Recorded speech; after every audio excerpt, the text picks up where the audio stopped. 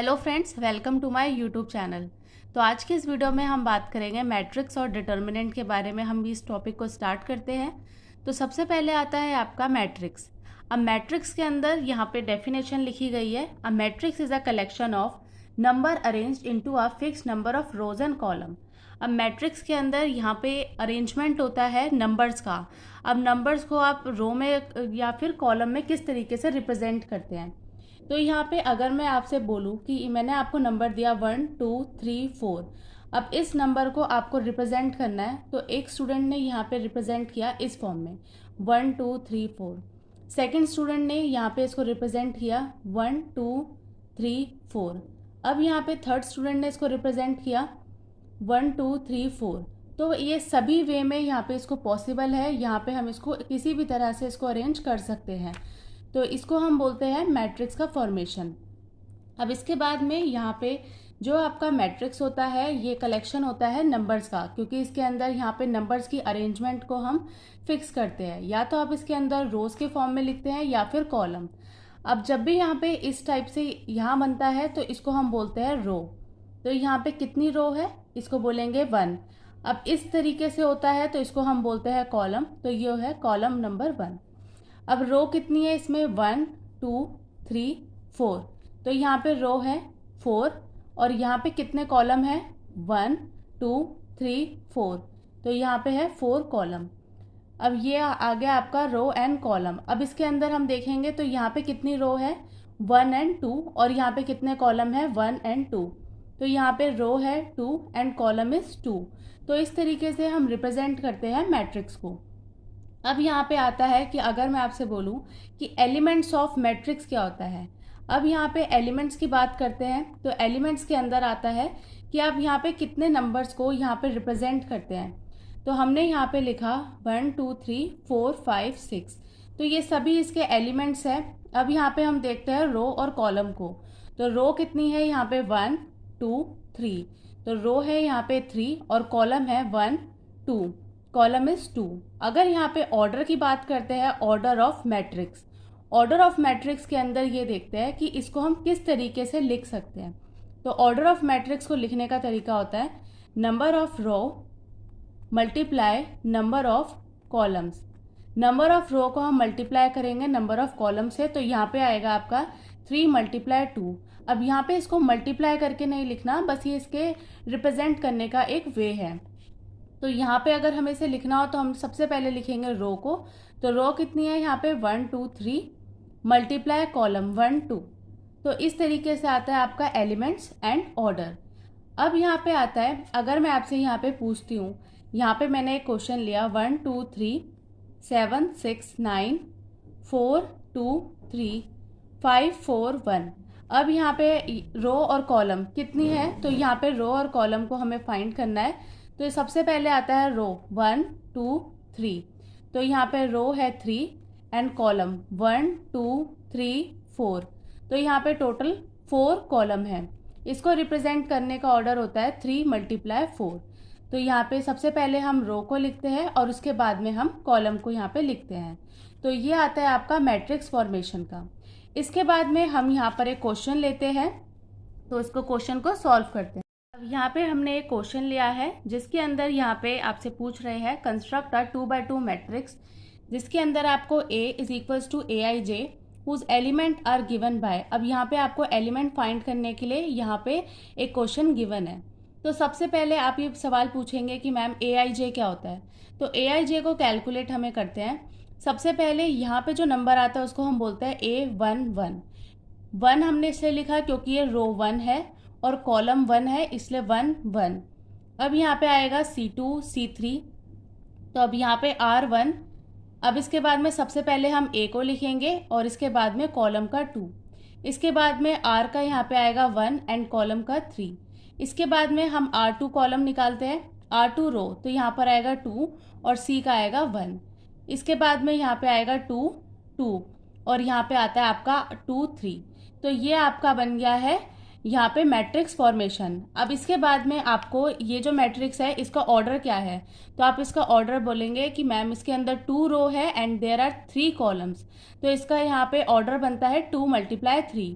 अब यहाँ पे क्वेश्चन में आपको 2x2 की मैट्रिक्स बनानी है, तो यहाँ पे 2x2 की मैट्रिक्स बनाने के लिए R1, R2, C1 and C2। तो इसको हम यहाँ पे लिखते हैं, तो R1 यहाँ पे आएगा आपका 1 एंड C यहाँ पे आएगा 1। इसके बाद में आएगा 1 एंड कॉलम का 2। अब इसके बाद में R आएगा यहाँ पे 2 और कॉलम का आएगा 1, R आएगा 2 एंड कॉलम का आएगा आपके पास 2। तो ये हमारे पास एक मैट्रिक्स फॉर्म हो गई। अब सबसे पहले हमने इतना पार्ट तो इसको सॉल्व कर लिया। तो सबसे पहले अगर क्वेश्चन आता है कंस्ट्रक्ट अ 2x2 मैट्रिक्स, तो ये इसका आपका सॉल्यूशन यहाँ पे आ गया। अब यहाँ पे हमें इस फॉर्मूले के अंदर वैल्यूज पुट करके यहाँ पे मैट्रिक्स को कंस्ट्रक्ट करना है। तो सबसे पहले हम यहाँ पे फाइंड करते हैं R11। अब यहाँ पे R11 या मतलब इसका I की जगह पे हमने 1 पुट किया है और J की जगह पे 1। तो I की जगह हम 1 पुट करेंगे और J की जगह 1। तो यहाँ पे हम पुट करते हैं 1 + 2 × 1। इसके बाद में ब्रैकेट क्लोज, इसके बाद में स्क्वायर अपॉन 2। तो यहाँ पे आप इसको सॉल्व करेंगे तो ये आता है आपका 1 + 2 का होल ब्रैकेट, इसके बाद आएगा 2, 2 + 3। अब 2 + 3 का स्क्वायर होता है आपका 9, 9/2। तो ये आ गया आपका A11 की वैल्यू आ गई 9/2। तो हम यहाँ पे एक मैट्रिक्स के अंदर ये इसकी वैल्यू लिख देंगे। तो सबसे पहले आया आपका 9/2। अब हम निकालते हैं 1 2 A12 की वैल्यू। तो I की जगह पे 1 पुट करेंगे और J की जगह पे 2।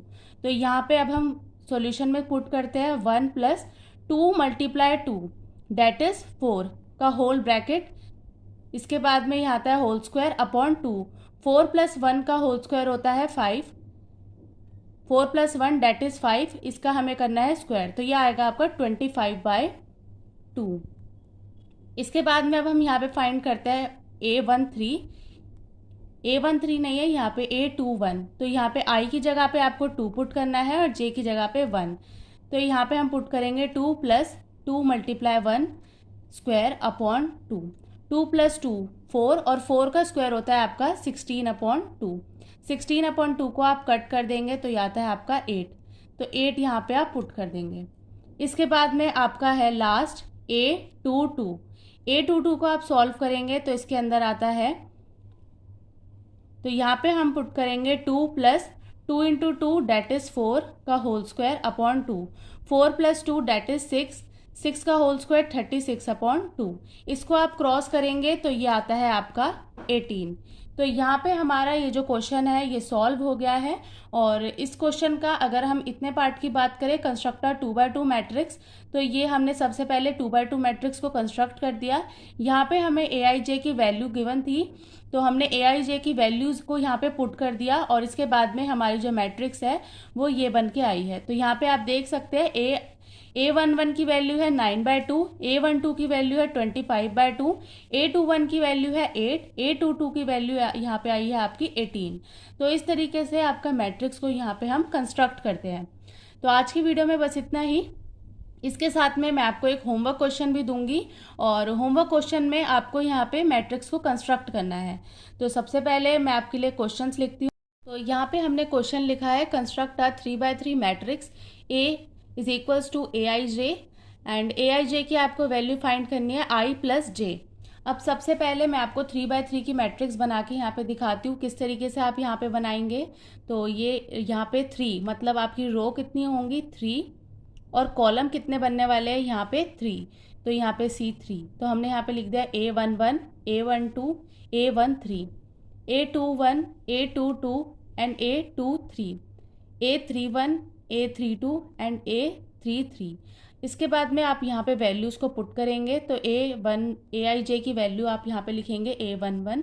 तो यहाँ पे I की जगह 1 पुट करना है एंड J की जगह पे 1। तो यहाँ पे आपका आंसर आएगा 2। इसके बाद में A12 की वैल्यू निकालेंगे तो यहाँ पे आएगा 1 + 2 दैट इज़ 3। A13 की वैल्यू फाइंड करेंगे तो 1 + 3 दैट इज़ 4।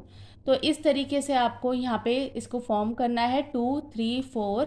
अब इसके बाद में यहाँ पे आप वैल्यूज़ को पुट करके इस कंप्लीट सॉल्यूशन यहाँ पे निकालेंगे। अब ये तो है आपका एक क्वेश्चन जो मैंने होमवर्क दिया है।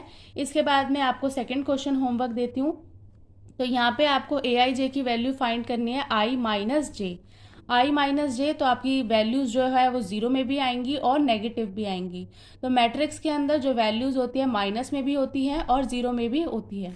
इसके बाद में यहाँ पे थर्ड क्वेश्चन है, ये आपका फर्स्ट क्वेश्चन। सेकेंड, थर्ड के अंदर आपको ए आई जे की वैल्यू फाइंड करनी है, आई मल्टीप्लाई जे। आई मल्टीप्लाई जे के अंदर आएगा जैसे 1 × 1, 1 × 2। इसके बाद में आपका फोर्थ क्वेश्चन है, A I J is equals to I upon J. तो इस तरीके से आपको इन सभी क्वेश्चंस को यहाँ पे सॉल्व करना है। ये आपके होमवर्क क्वेश्चन है। आज की वीडियो में बस इतना ही। नेक्स्ट वीडियो में हम टाइप्स ऑफ मैट्रिक्स के बारे में बात करेंगे। वीडियो अच्छी लगी हो तो प्लीज़ लाइक करें, चैनल पे नए हो तो आप सब्सक्राइब करें और आप मेरी वीडियो को ज़्यादा से ज़्यादा शेयर करें। Thank you so much for watching.